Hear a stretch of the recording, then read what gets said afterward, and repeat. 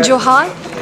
वनवासी कल्याण केंद्र की तरफ से प्रेस वार्ता रखी गई थी प्रेस क्लब में, जहां पर पैसा कानून को लेकर उन्होंने चर्चा की और कहा कि पैसा कानून जल्द से जल्द लागू होना चाहिए और सरकार को इस पे देर नहीं करनी चाहिए। इस कानून से लोग वंचित हैं, जिसके कारण लोगों के हक और अधिकार छीने जा रहे हैं और यही सारी चर्चा चली इस वार्ता में। आप देखिए पूरी रिपोर्ट। क्या है पैसा कानून और पैसा ड्राफ्ट, जिसे झारखंड की जनता, जो झारखंड के मूल निवासी है, वो समझ नहीं पा रहे हैं। इसे अभी तक इस जानकारी से अनजान है और लगातार इसी पे राजनीति चली आ रही है और आज भी मुद्दा वही का वही है।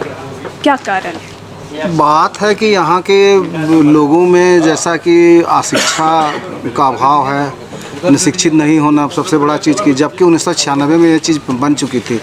इसमें सरकार की भी उदासीनता मैं कहना चाहूँगा कि उन्होंने भी जब समझा तो उसको लागू करना चाहिए था। इधर जब उसको ड्राफ्टिंग में गया तो फिर यहाँ जब बना तो कोई कोर्ट में इस मामला को लेके गया, क्योंकि वो समाज को, गरीब तबका को उसका हक नहीं देना चाहते हैं लोग जानते हैं कि जब वो समाज ग्राम सभा का जो अधिकार है, जिसको कि सभी कोर्ट भी उसको कोर्ट में मान्यता प्राप्त है कि उसको उसका जो निर्णय होता है वो सर्वोपरि है, तो वैसे लोगों को अधिकार से वंचित करने के लिए, क्योंकि अगर ग्राम सभा को सब चीज़ मिल जाएगा, वहाँ का संसाधन का बालू, पत्थर, पानी और जितना भी वनोपज सबका जो उसको मिल जाएगा, अगर उसको अधिकार उपयोग करने का, सब चीज़ करने का, संरक्षण करने का भी, तो यहाँ पर सरकार के द्वारा बैठे हुए जो अपना BDO, CO, विधायक, ये लोग का मतलब कि हाथ कट जाएगा। इसलिए वो लोग सब अपने तरफ से कोशिश करके उसको अवरुद्ध किया है। लेकिन अभी हाल में ही 2024 में जो ड्राफ्टिंग होकर आई तो वनवासी कल्याण केंद्र के संज्ञान में भी है, जो पब्लिक डोमेन में आया, तो इसको हम लोग सराहना कर रहे हैं। इसलिए हम लोग प्रेस कॉन्फ्रेंस के द्वारा सरकार को शहरों में तो चलिए ये बातें होती रहती है, लेकिन जो ग्रामीण इलाके में, जैसे कि जो जंगल में रहने वाले लोग हैं, वो टेक्नोलॉजी से भी दूर है, उससे कनेक्टेड नहीं है और शिक्षा का भी स्तर उनके लिए उस लेवल का नहीं है। तो आपका प्रयास क्या है? आप उसे किस तरह से समझा रहे हैं कि ये पैसा कानून क्या है, वन संशोधन नियम क्या है, आपके हित में क्या चीज़ें हैं जो आपको जानना सबसे ज़्यादा ज़रूरी है? जैसे जल, जंगल, ज़मीन, ये 3 टर्म है, उसके अलावा आपको 2 टर्म और जानने चाहिए। तो इस पर किस तरह का प्रयास है आपका? वनवासी कल्याण केंद्र शुरू से ही यहाँ पास 1952 में जब यहाँ जसपुर में इसका जब स्थापना हुई, उसके बाद से ही यहाँ पर कल्याण आश्रम के द्वारा हम लोग गांव-गांव में अपना प्रकल्प चला रहे हैं। तो प्रकल्प चला रहे हैं तो वहाँ से हम लोग जो भी है, हमारे पास जितने भी गांव में हम लोग जो कार्यकर्ता हैं, उनके द्वारा हम लोग इस संबंध में लोगों से बात करते हैं, उनका अधिकार को हम लोग बताते हैं कि ग्राम सभा का अधिकार क्या है, उसमें लोगों की क्या वहाँ से करना है, कैसे संचालन करना है, उसका हम लोग जानकारी हर समय सभी को दे रहे हैं। इसी तरह से हम लोगों ने ही इस जो अभी सुधार हो रही है, उसको भी राज्यपाल को हम लोगों ने पिछला सरकार में दिया था, तो उसी के अनुसार ही हुआ है। तो कल्याण आश्रम हर तत्परता से इस पर काम कर रही है और अभी भी करेगी। जब तक इनको हम लोग का अधिकार नहीं मिलता तब तक हम लोग इसको चलाते रहेंगे, ग्राम में जाते रहेंगे। जी सर, आपका परिचय? रिजू कच्छप, प्रांतीय उपाध्यक्ष, झारखंड प्रदेश, वनवासी कल्याण केंद्र। जी, आपका शुक्रिया। मैम, क्या कारण है कि जो यहाँ के मूल निवासी है, झारखंड के मूल निवासी है, उनका शिक्षा का तो स्तर कम है ही, लेकिन वो डरे हुए ज़्यादा रहते हैं, उनमें आत्मविश्वास की भी कमी है। तो कैसे होगा उनका विकास, जो उनका मानसिक विकास है? सबसे पहले तो हमें उस पर फोकस करना चाहिए। कानून वो जान के भी क्या करेंगे जब वो खुद में वो क्षमता नहीं रख पाते हैं कि लोगों से ठीक तरीके से वो बात कर सकें।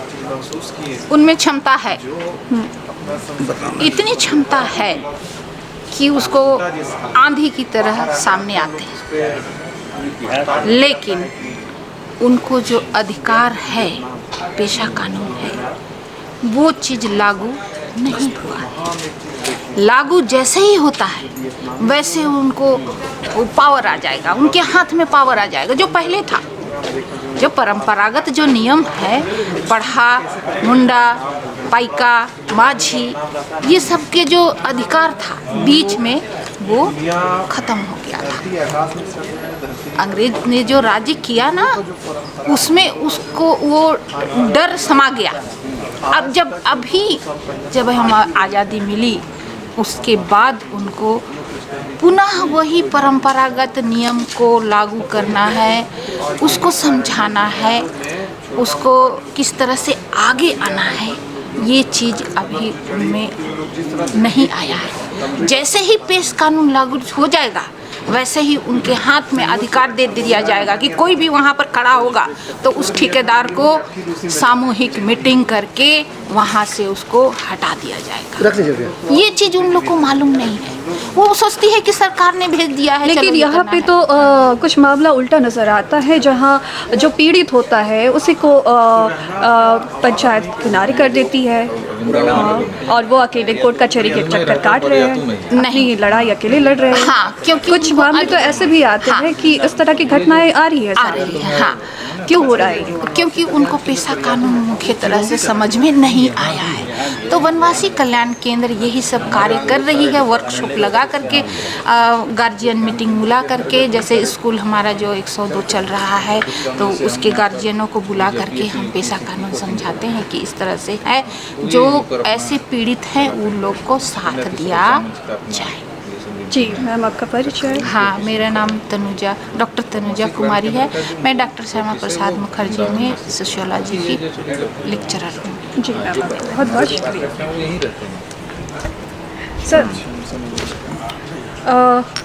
सर क्या कारण है कि हम लगातार इसी विषय पे अटके हुए हैं? ये जो पैसा कानून है, इससे हम बाहर क्यों नहीं निकल पा रहे? नहीं, अभी क्या है कि जिस तरह से ये पेशा कानून 1996 में बन के आई, लेकिन जिस तरह से बाकी ये जो सरकारें हैं, बाकी सामाजिक संगठन हैं, इनको जिस तरह से मुखर होकर के इस विषय को कैसे लागू, इसकी नियमावली कैसे बने, इसको लेकर के जो प्रयास होने चाहिए, हमने अपने स्तर से प्रयास किया, बाकी लोगों ने भी किया है। लेकिन जब तक लोग शिक्षित नहीं होंगे, आपके लेवल का वो शिक्षा प्राप्त नहीं करेंगे, तब तक उन्हें उस तरह की समझ बूझ कहाँ से आएगी? नहीं, इसलिए तो आप पहले उसे उस लेवल का तो लाए, तो कानून वो क्या जान के करेंगे? वो घर से बाहर नहीं निकल रहे हैं, उनकी सीमित है जिंदगी, कैसे समझाइएगा आप उन्हें कि ज़रूरतें क्या होती है? अभी वनवासी कल्याण केंद्र की ओर से हम ग्रामीण क्षेत्रों में, जनजातीय क्षेत्रों में हम प्राइमरी स्कूल भी चला रहे हैं, हाई स्कूल भी चला रहे हैं। ऐसे स्कूलों के माध्यम से ये जो जनजातीय समाज के बच्चे हैं वो शिक्षित हो, वो आगे बढ़े। जनजातीय समाज के लिए जो भी नियम कानून सरकार बनाती है, उस नियम कानून के बारे में उनको जानकारी हो, इसके लिए हम ये सारी गतिविधियां कर रहे हैं। उनको शिक्षा भी दे रहे हैं, वो आगे भी बढ़े। जब शिक्षित होंगे तब वो जाकर के सारी जानकारी उनको, इस तरह से ये कार्यशाला के माध्यम से हम जा रहे हैं उनके पास, तो ये सारे विषय उनको बता रहे हैं, तो उनको ध्यान में आ रहा है। जिसके माध्यम से ये जो अभी हम कई कार्यशालाएँ किए, सभी ने अपनी बातों को रखा है और उस बातों को हमने मेंशन करके एक जगह एकत्र करके ड्राफ्ट बनाया। उस ड्राफ्ट को राज्यपाल को दिया। राज्यपाल के माध्यम से भी गवर्नमेंट भी ये जो ड्राफ्ट बनाए, हमारे ड्राफ्टों के कई सारे ये जो कानून है, इस पे इतनी राजनीति क्यों? ये क्यों नहीं अपनी मंजिल पर पहुंच पा रहा है? क्या अड़चनें आ रही है? क्या हो रहा है इस कानून के साथ? इसमें क्या है कि जिस तरह से केंद्र सरकार ने जो नियम बनाए हैं, वास्तव में वो जनजातीय समाज के हित के लिए ही है। लेकिन कुछ लोगों को ऐसा लगता है कि वो ठीक नहीं है, तो कई सारे लोग उसमें अपनी तरह से अपनी बातों को रख रहे हैं, जिसके चलते ये डिले हो रही है। तो इसलिए अभी सरकार कटिबद्ध हो गई है। और जिस तरह से उच्च न्यायालय ने भी, कई सारे लोग गए तो उच्च न्यायालय ने भी खारिज किया है। तो इसलिए ये जो ड्राफ्ट बना है, ये अब गवर्नमेंट को इसी तरह से इसको लागू करना चाहिए। इसलिए ये आज प्रेस वार्ता भी कर रहे हैं। इसके माध्यम से हम धन्यवाद भी दे रहे हैं सरकार को और निवेदन भी कर रहे हैं कि इसमें कोई भी छेड़छाड़ ना हो, और ये जो वास्तविक ये जो ड्राफ्ट आपने बनाया है वास्तव में ये जनजाति समाज के हित के लिए है। इससे उसके अधिकारों की भी रक्षा होगी, उसकी जो पारंपरिक व्यवस्थाओं को भी रक्षा होगी। इस संविधान में जो रूढ़ी प्रथा को बल दिया गया है इसके माध्यम से वो ड्राफ्ट में भी वो उल्लेखित है। इसलिए ये सरकार इसको बहु लागू करे, इसके लिए ये प्रेस वार्ता के माध्यम से हम उसको धन्यवाद भी दे रहे हैं और लागू करने के लिए भी निवेदन भी कर रहे हैं। जी सर, आपका परिचय? मैं सुशील मरांडी, प्रदेश संगठन मंत्री, वनवासी कल्याण केंद्र। जी, आपका बहुत बहुत शुक्रिया। ठीक है, ठीक। जी सर, क्या होना चाहिए कि ये जो कानून है वो लोगों तक पहुँचे और उन्हें वो मजबूती मिले जो उन्हें मिलनी चाहिए? क्या होना चाहिए ग्राउंड लेवल पे? सरकार की तरफ से क्या पहल होनी चाहिए? सरकार ये जो पेशा कानून का विषय को लेकर के आज हम सब लोग यहाँ पर आप लोग से संवाद करने का दृष्टि से यहाँ पर बैठे हैं। पेशा कानून आदिवासियों का आइडेंटिटी है। पेशा कानून जनजाति समाज की एक पहचान है। पेशा कानून आदिवासी झारखंड की चाहे 5th शेड्यूल एरिया की सुरक्षा कवच। और ये जो कानून मजबूती के साथ में